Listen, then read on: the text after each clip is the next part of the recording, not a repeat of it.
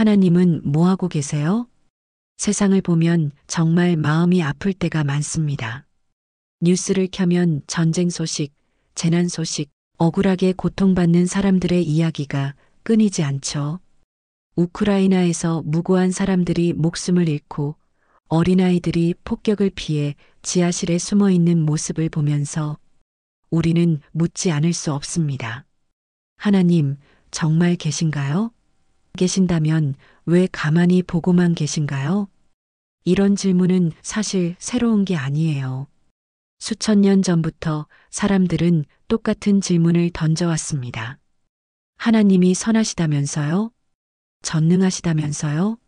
그런데 왜 이 세상은 이 모양일까요? 때로는 하나님이 무심하신 건 아닐까, 아니면 우리가 믿는 그런 분이 아닌 건 아닐까 하는 의심까지 들기도 합니다. 그런데 여기서 놀라운 반전이 있어요. 바로 이건 정말 잘못됐어. 이래선 안 되라고 느끼는 그 마음 말이에요. 불의를 보고 분노하고 고통받는 이를 보고 가슴 아파하는 그 마음이 어디서 왔을까요? 김기성 목사님은 말씀하시죠. 그 마음이야말로 하나님이 우리 안에 심어주신 마음이라고요. 생각해 보세요. 동물들은 다른 동물이 고통받는 걸 보고 철학적 고민을 하지 않아요. 이게 정의로운가? 라고 묻지 않죠. 오직 인간만이 정의를 갈망하고 선을 추구하며 더 나은 세상을 꿈꿉니다. 이게 바로 하나님의 형상을 따라 지음받은 증거 아닐까요? 많은 사람들이 하나님을 잘못 이해하고 있어요. 어떤 분들은 하나님을 마치 CCTV 카메라처럼 생각합니다. 24시간 우리를 감시하면서 저 녀석 또 죄 짓네하고 체크하시는 무서운 감시자 말이에요. 하나님이 다 보고 계셔라는 말을 들으면 왠지 불편하고 숨이 막히는 것 같죠. 이런 하나님은 사랑의 하나님이라기보다는 프로이트가 말한 초자아 같은 존재입니다. 또 어떤 사람들은 하나님을 데우스 엑스마키나처럼 생각해요. 그리스 연극에서 나오는 그 장치 있잖아요. 주인공이 완전 위기에 빠졌을 때 갑자기 하늘에서 신이 내려와서 짠, 내가 해결해 줄게 하는 거요. 솔직히 우리도 그런 하나님을 원할 때가 많죠. 악한 사람들을 벌주시고 선한 사람들을 구해주시는 마치 슈퍼히어로 같은 하나님이요. 하지만 현실은 어떤가요? 역사를 아무리 뒤져봐도 하나님이 그렇게 직접적으로 개입하신 경우는 거의 없어요. 물론 성경에는 홍해가 갈라지고 여리고 성이 무너지는 기적들이 나오지만 우리 일상에서는 그런 극적인 개입을 보기 어렵죠. 그렇다면 하나님은 정말 무심하신 걸까요? 아니에요. 하나님은 다른 방식으로 일하십니다. 신학자들은 하나님의 오른손과 왼손을 구별해서 말하곤 해요.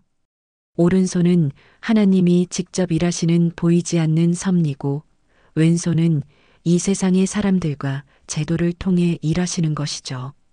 여기서 정말 중요한 포인트가 나옵니다. 하나님은 인간을 로봇으로 만들지 않으셨어요. 만약 우리가 프로그래밍된 대로만 움직이는 기계였다면 어땠을까요? 절대 악을 행하지 않겠죠. 하지만 동시에 사랑할 수도 없을 거예요. 사랑은 자유가 있을 때만 가능하거든요. 강제로 사랑해라고 말하게 만든다면 그게 진짜 사랑일까요? 아니죠. 그래서 하나님은 엄청난 위험을 감수하셨어요. 우리에게 자유의지를 주신 거죠.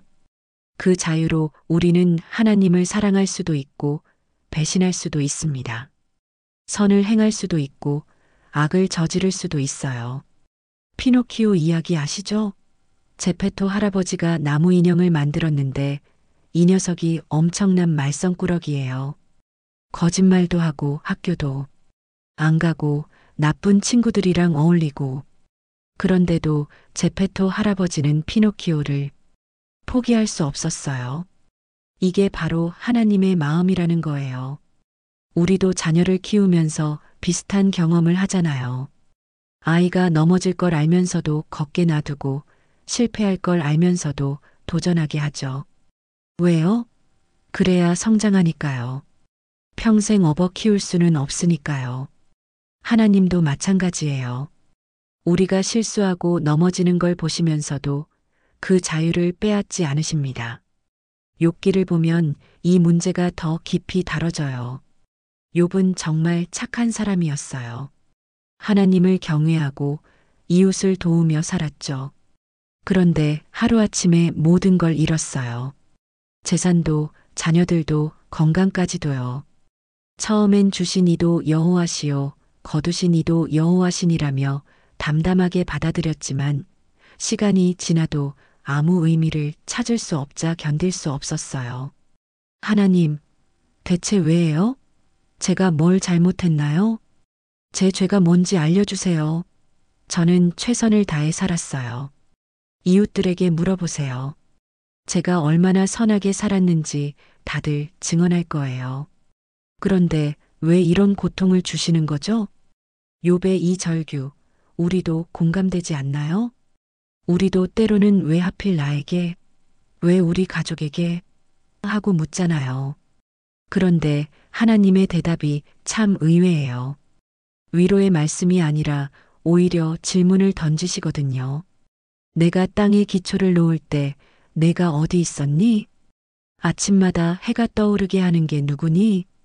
봄이 되면 꽃이 피고 새들이 노래하게 하는 게 누구니? 내가 한 게 뭐가 있니? 욥은 할 말을 잃었어요.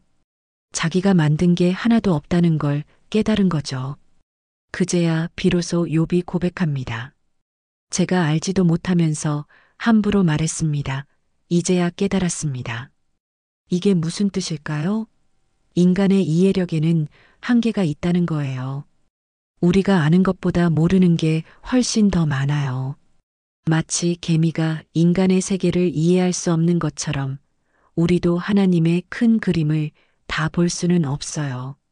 그렇다고 그냥 모르니까 포기하자는 게 아니에요. 오히려 정반대죠. 우리가 비록 모든 걸 이해할 수 없어도 우리에게 주어진 빛만큼은 따라가자는 거예요. 그리고 그 빛은 예수님을 통해 가장 밝게 드러났죠.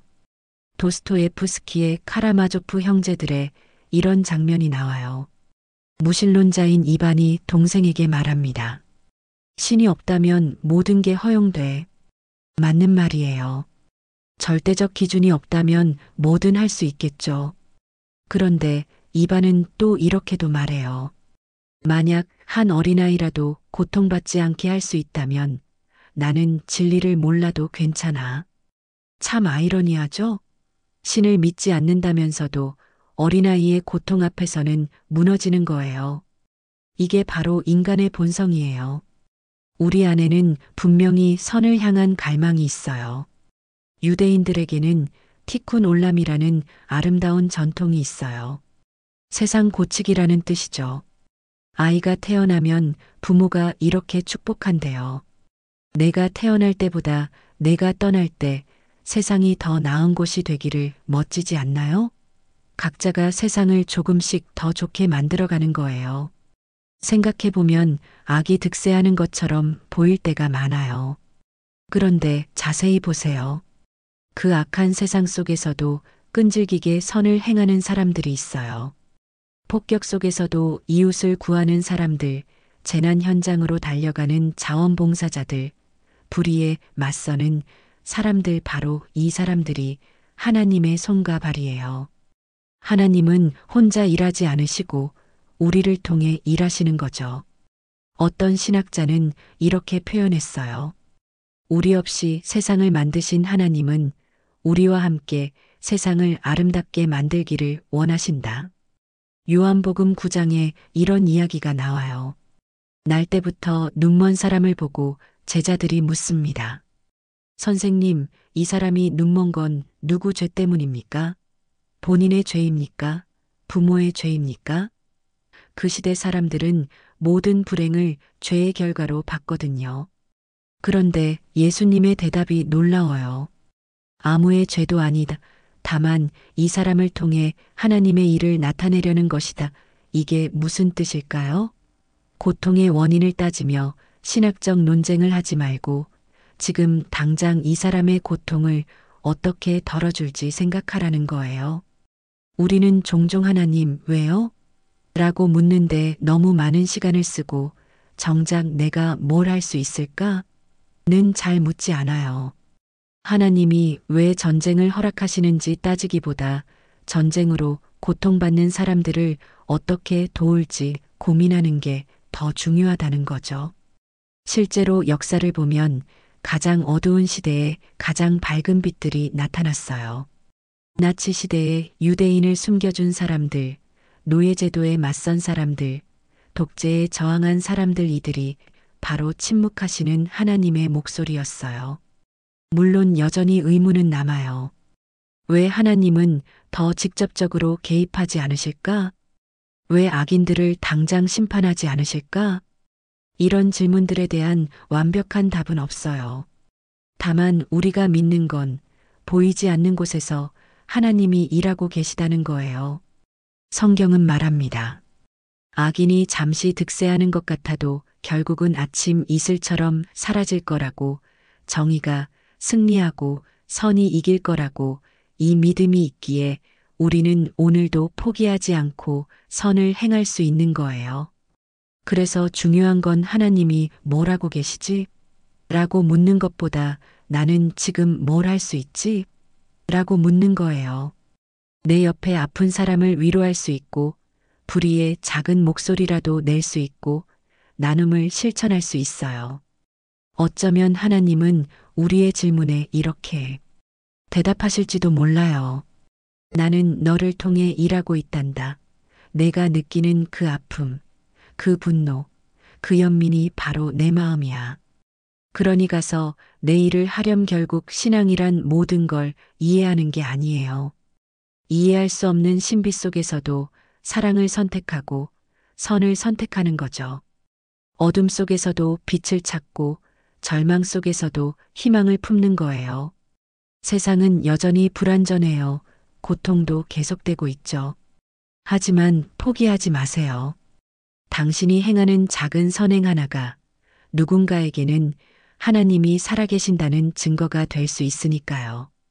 우리 모두가 조금씩 세상을 고쳐나간다면 언젠가는 정말 하나님의 나라가 이 땅에 이루어질 거예요. 그때까지 우리는 묵묵히 그러나 희망을 품고 각자의 자리에서 최선을 다하는 거예요. 이것이 하나님이 뭐하고 계시냐는 질문에 대한 가장 정직하고도 희망적인 대답이 아닐까요?